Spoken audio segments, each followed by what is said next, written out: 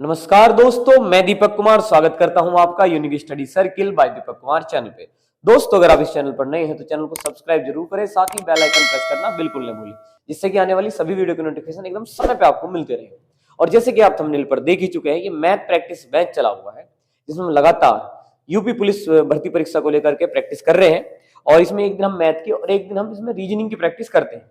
इसी क्रम में आज की हमारी ये 27वीं क्लास है जिसमें हम रीजनिंग की आज प्रैक्टिस करने वाले हैं। और उम्मीद है आपने पिछली क्लासेस जरूर देख रखी होगी, और अगर आपने पिछली क्लासेस नहीं देखी है तो प्लेलिस्ट पर जाकर के जरूर देख लीजिएगा। तो चलिए आज की क्लास शुरू करते हैं। आज का पहला सवाल बहुत आसान सवाल है, शुरू करिए, देखिए ध्यान से कि करना क्या है। सवाल क्या है, आप कमेंट में लगातार आंसर दे सकते हैं। दिए गए शब्द यानी कि इस शब्द में प्रयुक्त वर्णों से कौन सा शब्द नहीं बन सकता, आपको बताना है। यहाँ पे ऐसा कौन सा शब्द है जो इससे नहीं बन सकता, तो आप ध्यान से देखेंगे तो IN है, यहाँ पे SP है, यहाँ पे EC है, यहाँ पे TION है, तो ये आराम से बन जाएगा, ये बन जाएगा। आंसर नहीं होगा ये होगा। हमें बताना है कौन सा नहीं बन सकता, हमें क्या बताना है, नहीं बन सकता। तो हम नहीं वाला छाटना है। यहाँ पे देखिए S है, C यहाँ पे है, O भी मिल जाएगा, P मिल जाएगा आराम से, E भी मिल जाएगा, ये भी बन जाएगा। SECTOR, ये सभी वर्ड आपको दिख रहे होंगे कि S और E मिल गए हैं, C मिल गया है, T मिल गया है, O मिल जाएगा, R मिल जाएगा, ये भी बन जाएगा। अगर आप गौर से देखेंगे तो यहाँ पर जो U है, U ये आपको कहीं पर भी यहाँ पे नजर नहीं आएगा। तो U क्योंकि यहाँ पर नहीं है, तो दो ही वजह होती है जब नहीं बनता। या तो एक अलग वर्ण यहाँ पे है, अलग वर्ण, वर्ण की बात करें, वर्ण की अलग वर्ण यहाँ पे है, अक्षर यहाँ पे है जो कि U है, जो कि इसमें नहीं है, इसलिए नहीं बनेगा। या फिर क्या होता है कि एक बार इस्तेमाल हुआ हो, यहाँ पे ज्यादा बार इस्तेमाल हो रहा, तब नहीं बनता। तो कुल मिला के आपको आराम से समझ में आ गया कि D क्योंकि U अलग है इसलिए वो नहीं होगा। चलते हैं अगले सवाल पर। तो देखिए भाई, इस सवाल को आपको ट्राई करना है, ध्यान से करेंगे। अच्छा, अगर कोई क्लास को आगे पीछे देख रहा है तो वो समझ ले कि आप कमेंट उस समय तो कर नहीं पाएंगे, खैर उस समय हम बता भी नहीं पाएंगे। अगर आप 8 बजे रोज इसे देखते हैं, 8 बजे रोजाना आप है ना इसे देख सकते हैं। 8 बजे शाम यानी कि 8 PM पर रोजाना आप यहाँ पे आइए, कमेंट करिए, कमेंट में उत्तर बताइए, है ना, जिससे कि आपको प्रैक्टिस का सीधा लाभ मिले। तो खैर चलिए, अगर आप 8 बजे देख रहे हैं तो कमेंट करिए। अब देखिए ध्यान से, यहाँ पे एक सवाल है, ओम प्रतिरोध। यहाँ पे इसके ऑप्शन है, निम्नलिखित प्रश्न में दिए गए विकल्पों में से संबंधित शब्द जोड़े को चुनिए। तो ओम प्रतिरोध, और यहाँ पर है जो भी प्रश्न आना है उसका उत्तर आपको देना है। उसके लिए ऑप्शन ये रहे आपके पास, तापमान डिग्री लिखा हुआ है, हेक्टेयर क्षेत्रफल लिखा हुआ है, ऊर्जा वाट लिखा हुआ है, धारा एम्पियर लिखा हुआ है। बहुत ज्यादा संभावना है कि बहुत से बच्चों से गलत हो सकता है, आपको ध्यान से करना है और बताइए कि सही आंसर क्या हो सकता है। आपने क्या देखा, यहाँ पर प्रतिरोध और यहाँ पे क्या है, ओम। अगर आप केवल इतना देख रहे हैं तो आपको लग रहा है कि एक क्या है, मात्रक है। केवल इतना देखा है तो तापमान का मात्रक आपको डिग्री लग रहा होगा, क्षेत्रफल का हेक्टेयर लग रहा होगा, ऊर्जा का वाट लग रहा होगा, धारा का एम्पियर लग रहा होगा। लेकिन कुछ तो फर्क है, ऐसे पढ़ने में भी फर्क है। देखिए, प्रतिरोध का मात्रक ओम होता है, मात्रक इधर लिखा है। प्रतिरोध का जो मात्रक है वो ओम है, और मात्रक इस साइड में है, यहाँ पे ये प्रतिरोध दिया हुआ है।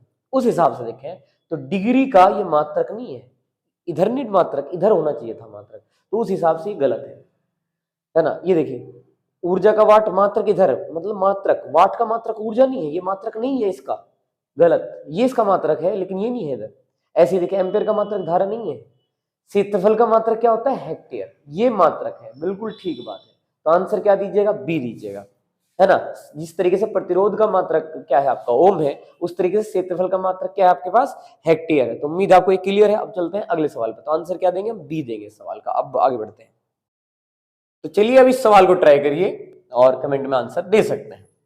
सवाल है, एक व्यक्ति उत्तर पूर्व की ओर उन्मुख, यानी कि उसका जो चेहरा है वो उत्तर पूर्व दिशा में है, ऐसा समझना है आपको। तो दिशा लिख लीजिए, उत्तर पूर्व दिशा में उन्मुख बताया गया है। फिर आगे देखिए, फिर वह 90 डिग्री वामावर्त, तो वामावर्त कितने डिग्री, 90 डिग्री लिख लेते हैं आराम से, वामावर्त 90 डिग्री ऐसे, ठीक है, दिशा में। और फिर कितना, दक्षिणावर्त कितना, 135 डिग्री, दक्षिणावर्त 135 डिग्री ये है। अब वह किस दिशा में मुड़ता है, तो देखिए हमें इसमें कुछ भी नहीं करना, ज्यादा मेहनत भी नहीं लगने की। इसे क्या मानते हैं हम, उत्तर। ये क्या है हमारा, दक्षिण, क्योंकि हमें दिशा बतानी है ना इसमें। तो पूर्व इधर, इधर क्या हो गया, पश्चिम। तो देखिए ध्यान से, अब वो करना क्या है, बहुत कम, हल्का ध्यान रखना है, बस आप इधर घटाएं, 135 में 90 गए तो 45। अब बताओ ज्यादा किसके थे, दक्षिणावर्त के।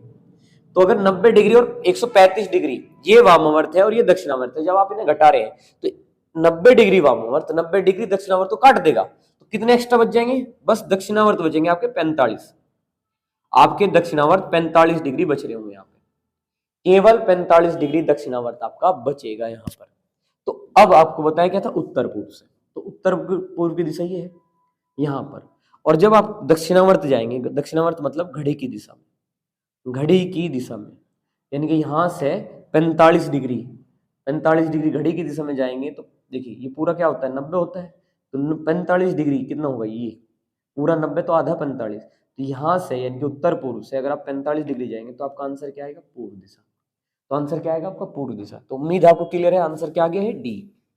दोबारा देख लीजिए, हमें पता है जैसे एक बाएं एक दाएं को काट देता है, वैसे ही 90 डिग्री वामावर्त 90 डिग्री दक्षिणावर्त तो कैंसिल कर देगा। तो वामावर्त 90 डिग्री दक्षिणावर्त 135 डिग्री, जब इन्हें कैंसिल कर देंगे 90 90 से गया तो एक्स्ट्रा कितना बचेगा, 45 डिग्री दक्षिणावर्त बचेगा। तो घड़ी की दिशा में, दक्षिणावर्त मतलब क्लॉकवाइज है ना, घड़ी की दिशा में। तो अगर उत्तर पूर्व की दिशा ये है ना, उत्तर पूर्व, उत्तर और पूर्व के बीच में ये, यहाँ से 45 डिग्री गए तो कितना आया, पूर्व की दिशा आई। बस डायरेक्ट आंसर है डी आपका आंसर है। अब चलते हैं अगले सवाल पर। तो देखिए चलिए इस सवाल को करते हैं, कथन तर्क का सवाल है। और जैसे कि आप जानते हैं यहाँ पर तर्क है, यहाँ पर कथन है, इन्हीं के रिलेशन को हमें देखना और समझना है। इसमें आपकी कोई व्यक्तिगत अवधारणा हो, आपके हिसाब से कोई चीज ठीक या गलत होती हो, इस पे हम नहीं जाना है, बहुत लंबी बहस में नहीं पढ़ना है। सीधे जो इस तर्क पे बैठेगा सही, हम उसी तर्क पे जाएंगे। चलिए पढ़ते हैं कथन। आपने पढ़ा होगा, क्या विश्वविद्यालय में छात्र संघ चुनाव पर प्रतिबंध लगना चाहिए, ये हमारे से अगर कोई कथन में कह रहा है, इसके पीछे के तर्क देखते हैं, कौन सा ज्यादा ठीक है कौन सा गलत है, हम देखते हैं। चलिए, हाँ, विश्वविद्यालय में शैक्षणिक माहौल बनाने में मदद मिलेगी, नहीं, हमें भविष्य में कोई राजनीतिक नेता नहीं मिलेगा। देखिए वैसे तो आप देखिए दोनों पूरक हैं, एक साथ तो दोनों ठीक ही नहीं हो सकते, कोई एक ठीक होगा। और गलत ज्यादा होने की संभावना किसकी है, इसकी गलत होने की ज्यादा संभावना है। क्यों, क्योंकि क्या कह रहा है, नहीं ऐसा नहीं करना चाहिए, हमें भविष्य में कोई राजनीतिक नेता नहीं मिलेंगे। जैसे कि केवल छात्र संघ चुनाव ही दुनिया में केवल एक लौता जरिया है राजनीतिक नेता मिलने का, तो ऐसा तो बिल्कुल नहीं है कि भाई यहीं पे चुनाव होंगे तभी राजनीतिक नेता मिलेंगे, इसके अलावा कोई और तरीका है ही नहीं। ठीक, तो ये जो बात है कि भविष्य में राजनीतिक नेता नहीं मिलेंगे, ये भाव यहाँ पर बिल्कुल भी ठीक नहीं है। तो अगर ये गलत है तो कहीं ना कहीं ये क्या है, ठीक है। अब आपको ये लगेगा कि क्या ऐसा करने से शैक्षणिक माहौल, भाई मदद तो जरूर मिलेगी, आप इससे इनकार नहीं कर सकते, ये चीज आपके लिए सही या गलत हो सकती है अपने व्यक्तिगत तरीकों से। लेकिन यहाँ पे कहा है हाँ विश्वविद्यालय में शैक्षणिक माहौल बनाने में मदद मिलेगी। भाई ये बात कहीं ना कहीं सही है कि जब भी चुनाव होते हैं, चाहे कहीं भी हो, देश में, स्कूल में, कहीं भी, कहीं ना कहीं में कुछ समय तक वहां का माहौल कहीं ना कहीं थोड़ा डिस्टर्ब तो जरूर करते हैं।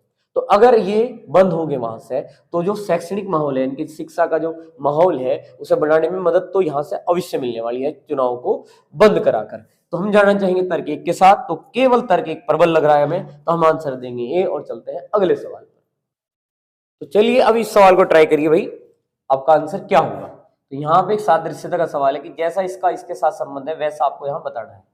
तो चलिए नंबरिंग करते हैं, 8, 13, 16, 21, 9, ओ का कितना हो जाएगा 15, एस 19, वाई कितना 25। चलिए देखिए भाई, पहले में बढ़े हैं 1, 8 और ये 9 है, 1 बढ़ा है, 13 और 15 2 बढ़े हैं, फिर है 16 और 19 3 बढ़े हैं तीसरे में, और चौथे में 21 और 25 तो 4 बढ़े हैं। तो पहले में 1, दूसरे में 2, तीसरे में 3, चौथे में 4 बढ़े हैं। तो बिल्कुल वैसे ही आपको करना है यहाँ पे, और चलिए कर देते हैं। तो यहाँ पे 7, यहाँ 13, ये 18 हुआ, ये 6 हुआ, पहले भी 1 बढ़ाइए आप, तो कितना होगा 8 हो जाएगा। दूसरे में 2 बढ़ाइए तो कितना होगा 15 हो जाएगा। तीसरे में 3 बढ़ाइए, 18 और 3 कितने हो जाएंगे 21 हो जाएंगे। फिर ना आप 4 जोड़िएगा, तो 6 में 4 जोड़ के 10 हो जाएंगे। एच ओ 21 का क्या होगा, यू हो जाएगा आपका, और 10 किसका होगा, जे का होगा, एच ओ यू जे। तो एच ओ यू जे आपको मिल रहा है किसमें, बी में मिल रहा है। तो आंसर हुआ बी। और बढ़ते हैं अगले सवाल पर। तो चलिए इस सवाल को ट्राई करिए। अब आप, सवाल क्या है कि डाक टिकट, और यहाँ पे लिखा है डाक टिकट संग्रह, तो डाक टिकटों का संग्रह को डाक टिकट संग्रह कहा गया। यहाँ पे सिक्के लिखा है, तो सिक्कों के संग्रह को क्या कहेंगे, सांख्यिकी, मुद्रा शास्त्र, कालक्रम या अंक शास्त्र। तो सिक्कों के अध्ययन या संग्रहण दोनों को हम क्या कहते हैं? मुद्रा शास्त्र कहेंगे। सिक्कों के संग्रह को या अध्ययन को हम क्या कह सकते हैं? मुद्रा शास्त्र। तो जैसे यहाँ पे संग्रह का जिक्र है, तो सिक्के का संग्रह केवल एक चीज के अंदर आ सकता है, वो है मुद्रा शास्त्र। तो हमारा चाहेंगे बी ऑप्शन पर। उम्मीद आपको ये क्लियर है, तो आंसर होगा बी। और चलेंगे अगले सवाल पर। तो चलिए भाई इस सवाल को ट्राई करते हैं। सवाल क्या है देखते हैं। यहाँ पे है, यदि P@Q का अर्थ P Q का पिता है, Q का पिता यानी कि अगले वाले का पिता। @ का मतलब क्या होगा? अगले वाला कौन होगा? पिता होगा। लिख लेते हैं साथ के साथ। P*Q का अर्थ है P Q की पत्नी। तो स्टार के हिसाब से देखें तो देखिए Q की पत्नी कौन है? P, यानी कि अगले वाली स्थिति में पत्नी होगी। तो P पत्नी है ना, तो अगला जो होगा कैरेक्टर वो पत्नी होगा, इतना ध्यान रखिए। फिर क्या है? डॉलर है, Q का पति। तो अगर जहां पे डॉलर है, अगले वाला कैरेक्टर क्या होगा? पिछला का पति होगा। इस तरीके से समझिए। फिर आगे कहा ये वाला है, ये इसका मतलब क्या? बहन।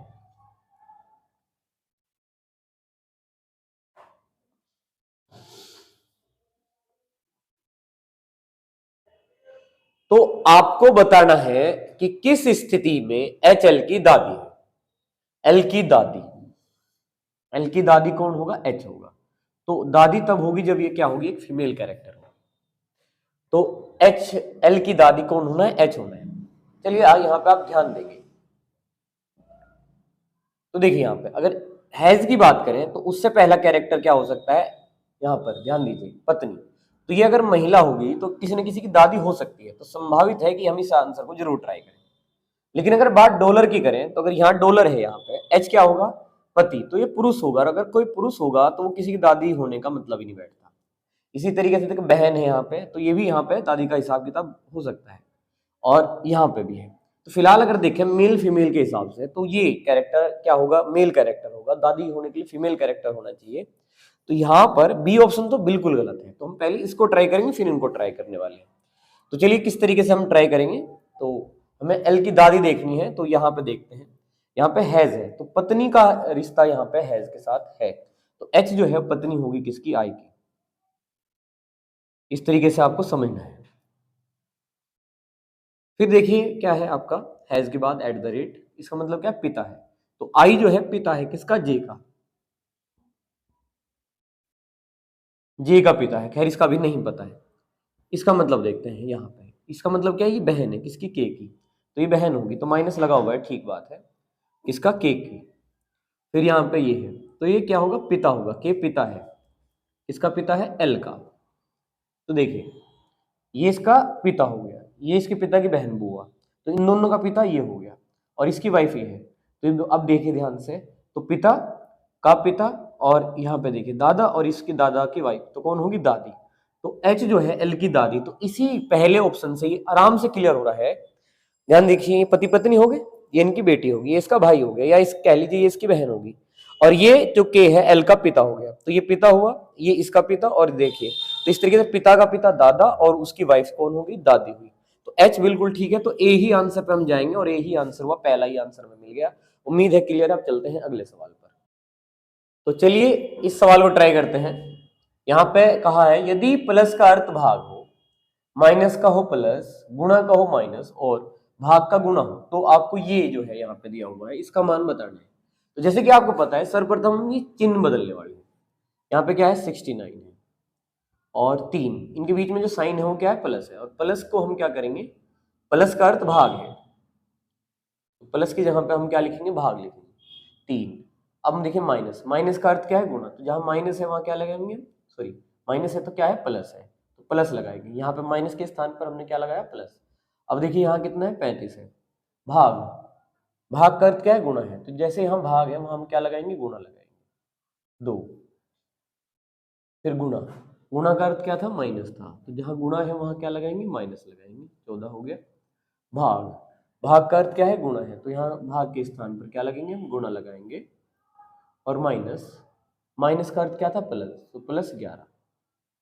तो सर्वप्रथम हमने सभी के चिन्ह जो है जैसे कि बताया वैसे ही चेंज करते हैं, है ना। प्लस को भाग से बदला है, माइनस को यहाँ प्लस बदल दिया, जैसे कि ऊपर दिया गया बिल्कुल वैसे ही। अब बोर्ड मास लगाएंगे, सबसे पहले भाग होगा।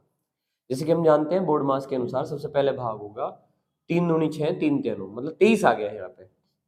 तो भाग हुआ तो 23 आया, उसके बाद गुणा होगी, 35 दूनी 70, तो 70 हो गया। और 14 6 84, यहाँ पे भी गुणा कर दिया हमने, और प्लस 11। अब क्या करेंगे, प्लस वालों को जोड़ेंगे, जैसे इन तीनों को हम जोड़ लेंगे। इनको जोड़ लीजिए आप, 70 को, 23 को, 11 को जोड़ लीजिए, प्लस वाले जोड़ लीजिए, 3 और 1 4, 7 और 2 9 और 1 10, 104 हो गया है। तो प्लस वाले जोड़े तो 104, और लास्ट में आपको 84 जो है यहाँ पे माइनस है वो घटा देंगे। तो जैसे ही आप घटाएंगे क्या मिलेगा, हमें 20 मिलेगा। तो आंसर देंगे हम डी और चलेंगे अगले सवाल पर। तो चलिए भाई इस सवाल को देखते हैं, ट्राई करते हैं। एक पेंसिल का मूल्य 6 रुपए और एक चौक का मूल्य 4 रुपए है, और रोहित 14 पेंसिल और 16 चौक खरीदता है, और सुचित्रा 21 पेंसिल और 8 चौक खरीदते हैं। इन वस्तुओं पर किसने और कितना अधिक खर्च किया। तो यहाँ पे दो नाम है, एक है रोहित और एक है सुचरिता, यहाँ पे लिखा हुआ है। तो देखिए अब जानते हैं, यहाँ पे आपको रेट बता दिए कि पेंसिल जो है वो कितने रुपए की है। पेंसिल 16 रुपए की, नहीं 6 रुपए की है, और चौक जो है वो 4 रुपए की है। अब देखिए रोहित ने 14 पेंसिल खरीदी है, कितनी, 14 पेंसिल, और एक पेंसिल कितने की है, 6 की है। तो गुणा कर दीजिए आप, तो 84 रुपये हो गए। वहीं बात करें हमने 16 क्या खरीदी, चौक खरीदी, ये तो पेंसिल की बात होगी। अब चौक की बात करिए, तो 16 खरीदी है, एक कितने की है, 4 रुपए की, कितने की, 4 रुपए की। तो 16 चौके 64 हो गए, जोड़िए 148 रुपए खर्च किए हैं रोहित ने। अब बात करें किसकी, सुचरिता की। 21 पेंसिल खरीदी है, एक पेन इसका कितने का है, 6 का ही है, रेट सेम ही है इनके, तो 126 रुपये हो गए। वहीं पे अगर बात करेंगे आप 8 चौक, तो कितने खरीदी, 4 की, तो 8 चौक 32 रुपये हो गए। इस तरीके से देखें तो 8 5 1, 158 रुपये इसके खर्च हुए हैं। तो किसके ज्यादा खर्च हुए हैं, सुचरिता के। कितने ज्यादा, घटा दीजिए 148, तो 10 रुपये ज्यादा खर्च किए हैं किसने, सुचरिता ने। तो देखते हैं कहाँ है आंसर, 10 रुपये ये रहा, सुचरिता बिल्कुल ठीक आंसर, बी देंगे हम आंसर, और चलेंगे अगले सवाल पर। तो चलिए अब इस सवाल को ट्राई करते हैं, कमेंट में आंसर आप भी दे सकते हैं। तो बताइए आंसर क्या हो सकता है। ये इसके ऑप्शन है, ये रही हमारी एक श्रृंखला जिसमें हमें नेक्स्ट पर बताना है कि क्या आएगा। अब गौर से देखिए और ऑप्शन को भी देख लीजिए। अगर हम फिलहाल बिल्कुल ज्यादा बारीकी में न जाएं और बेसिक तरीके से सवाल को करें, तो एक ओ एक क्यू एक O, Q O Q O Q O Q, alternately है, एक ओ एक क्यू। अगर हम ज्यादा बारीकी में नहीं जा रहे उस हिसाब से देखें तो O Q O Q O Q, ये ऑप्शन हो सकता है। ओ फिर बीच में 2 ओ, इस तरीके से, तो ये होगा नहीं बिल्कुल भी, 2 क्यू ओ, ये भी नहीं होगा। तो अगर देखें झगड़ा जो है वो सवाल में किस में होगा, ए में और बी में होगा। इसमें क्या है, शुरुआत में ओ है, इसमें क्या है, शुरुआत में क्यू है। अगर केवल इतना ही पता कर ले कि शुरुआत में क्या आएगा तो क्लियर हो जाएगा। देखिए यहाँ पे अगर इसमें देखें और इसमें देखें ध्यान से, तो हम कह सकते हैं कि शुरुआत में क्यू जुड़ा है। यहाँ पे शुरू में क्या हुआ है, एक क्यू जुड़ा है, क्यू। फिर आगे बढ़े तो ये पद ओ क्यू ओ, अगर मैं सोचूं कि ये यहीं पे है और ये क्यू जुड़ चुका था यहाँ पे, फिर उसी के साथ क्या जुड़ा है, एक ओ जुड़ा है शुरू में। तो उस हिसाब से देखें तो इस बार जो टर्न है आगे जुड़ने का, एक क्यू का है, तो अगले पद में क्यू शुरुआत में जुड़ेगा, क्यू आएगा शुरू में। तो उस हिसाब से अगर आप देखिए तो सबसे पहले क्यू आएगा और बाकी ये सेम आ जाएगा, ओ क्यू ओ क्यू ओ। तो बताइए, अब बताइए आप किस आंसर पे जाएंगे, तो हम किस पे जाएंगे, सी पे जाएंगे। तो हमारा आंसर होगा सी, तो आंसर हुआ सी, और बढ़ते हैं अगले सवाल पर। तो चलिए इस सवाल को ट्राई करते हैं और बताएंगे कि आंसर क्या है। तो नेक्स्ट पद हमें यहाँ पे बताना है क्या आएगा। तो सबसे पहले हम अंतर ही चेक करेंगे, 6 में से 1 गया कितना, 5। यहाँ पे देखिए 15 में से 6 गए तो कितने बचेंगे, 9। यहाँ पर भी देखिए यहाँ पे कितने बचेंगे, 13। और यहाँ पर कितने का अंतर है, 15 में से 8 गए तो 7, और यहाँ पे 17 का अंतर है। आगे एक और स्टेप देखिए, यहाँ पे 4 प्लस है, 5 और 4 9। यहाँ पे भी देखिए 9 और 4 13, और 13 और 4 कितने, 17। 17 और 4 आप जोड़ के देखिएगा तो कितना आएगा, 21, और जोड़ लेंगे आप तो कितना आ जाएगा, 66। तो हमारा आंसर आ गया है 66, जो कि बी ऑप्शन में। हम चलते हैं अगले सवाल पर। तो चलिए इस सवाल को बताइए, इसमें आपको वैन आरेख छाटना है सही, तो सही वैन आरेख आपको छाटना है। और शब्द क्या है, पेशेवर।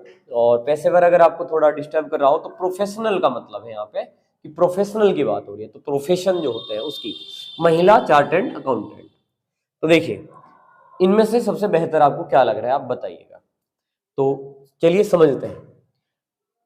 जो चार्टेड अकाउंटेंट है वो एक पेशा है, एक प्रोफेशन है। तो जितने भी लोग चार्टेड अकाउंटेंट हैं वो सभी एक पेशेवर है और प्रोफेशन में है। तो इस तरीके से अगर ये कॉलम हम किसके लिए ले, चार्टेड अकाउंटेंट यानी जिसे हम सीए कह सकते हैं, इसको ले, तो ये सभी क्या है, प्रोफेशनल में आएंगे।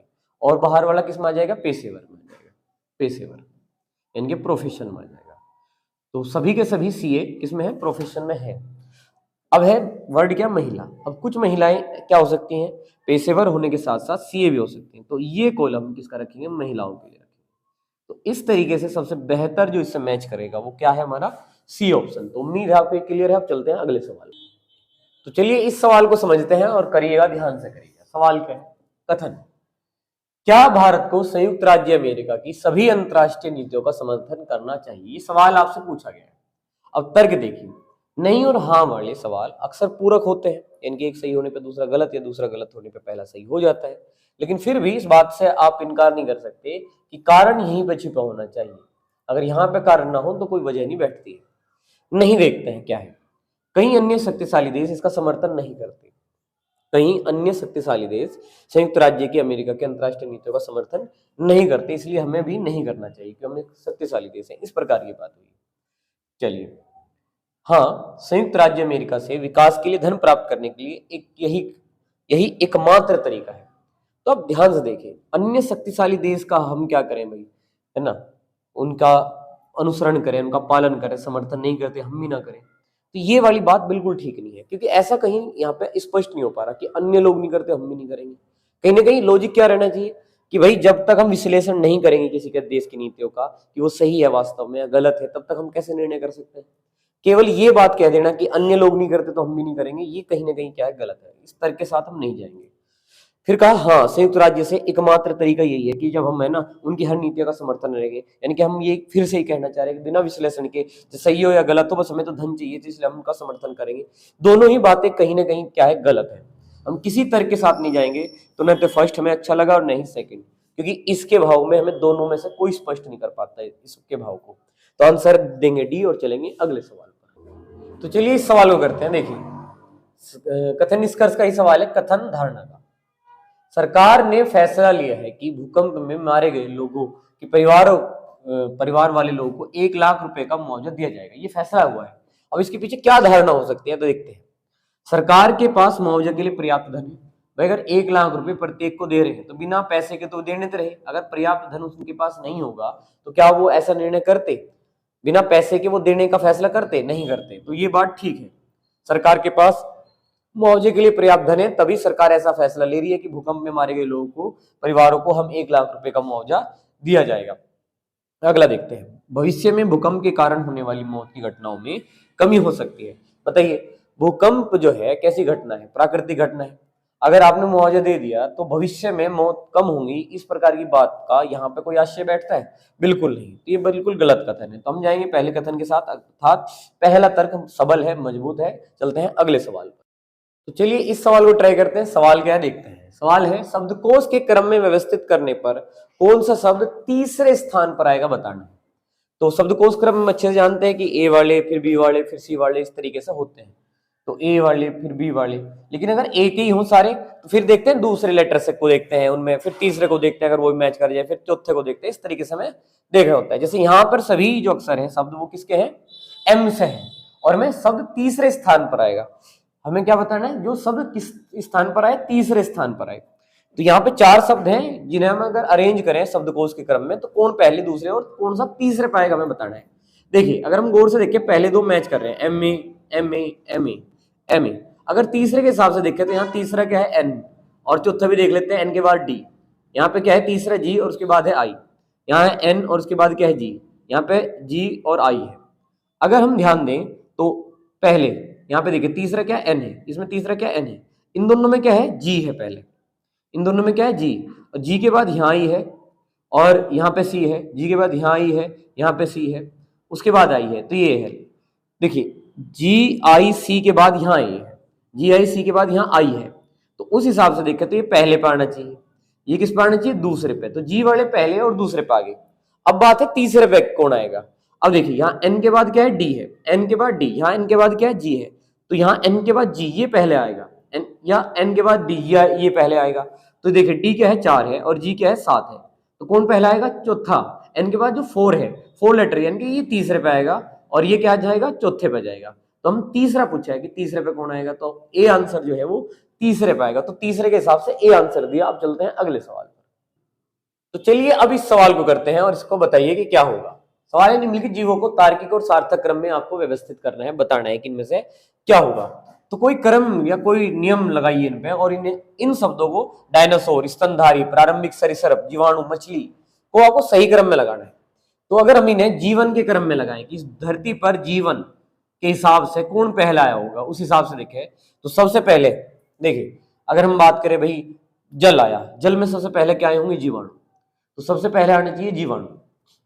जीवाणु के बाद क्या आया होगा इनमें से, देखिए डायनासोर, स्तनधारी, प्रारंभिक सरीसृप, तो क्या, मछलियां। तो मछलियां यहाँ पे हम लगाएंगे कि मछलियां बनी होंगी।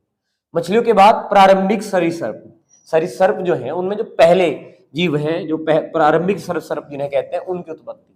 उसके बाद स्तनधारी जो यानी कि जो मनुष्य हैं, उनसे पहले क्या आ चुके हैं धरती पे, डायनासोर, तो डायनासोर उससे पहले है। और सबसे लास्ट में क्या है, स्तनधारी है इस पृथ्वी पर आए हुए। तो 4 5 3 1 2, 4 5 3 1 2, किस आंसर पे जाएंगे हम, डी पे जाएंगे। तो उम्मीद आपको क्लियर है कि पहले जीवाणु आए होंगे इस धरती पे, उसके बाद मछली, उसके बाद आपका क्या है, प्रारंभिक सरीसृप लिखा हमने, फिर डायनासोर और सबसे लास्ट में स्तनधारी कहा। तो चलते हैं अगले सवाल पर। तो चलिए देखिए इस सवाल को करिए आप, काफी आसान सा सवाल है और यहाँ पे क्या है, 7 का संबंध 56 से है, तो यहाँ पे बताइए कि क्या है। देखिए तो कई दिमाग में आपके तरीके हो सकते हैं। पहले तो ये आएगा 7 8 56, तो 11 8 88 ऑप्शन भी नहीं है। फिर चलिए स्क्वायर पे चलते हैं, तो 7 का वर्ग कितना, 49 होगा, और 49 में अगर इसी 7 को जोड़ दें तो कितना आ जाएगा, 56 आ जाएगा। और यहाँ पे अगर हम 11 का वर्ग करें, और 11 का वर्ग कितना है, 121, उसमें इसी 11 को जोड़ दें तो कितना मिल रहा है हमें, 132 मिल रहा है। तो आंसर किस पे देंगे हम देंगे सी आंसर। तो उम्मीद है क्लियर है। अब चलते हैं अगले सवाल पर। तो चलिए इस सवाल को करते हैं।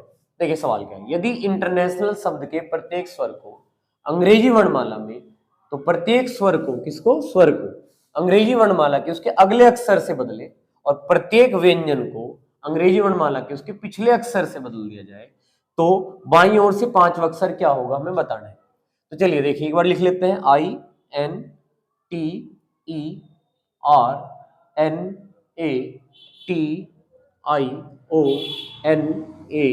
INTERNATIONAL। तो चलिए फटाफट स्वर छाट लीजिए। आई हम पता ही है कौन कौन से, AEIOU, ये 5 है। तो I, E और A, I, O और A, इनको बदलना है। किससे बदलना है, अगले अक्षर से। I से अगला क्या है, J है, E से अगला क्या है, F है, A से अगला क्या है, B है, I से अगला क्या है, J है, O से अगला P है, A से अगला क्या है, B है। सबको बदल दिया अगले से। और व्यंजन को बदलना है किससे, पिछले से।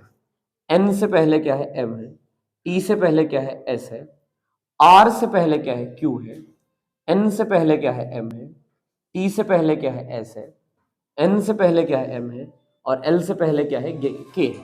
उस हिसाब से अगर आप देखें तो बाएं से, ये बायां है, बाएं से 5वां अक्षर 1 2 3 4 5 क्या होगा हमारा, Q होगा। तो हम आंसर क्या देंगे, A। तो उम्मीद है जैसे आपको कहा गया वैसा आपने बदल दिया और आपको क्लियर है सवाल। आज इतना रखते हैं दोस्तों, धन्यवाद, जय हिंद, जय भारत।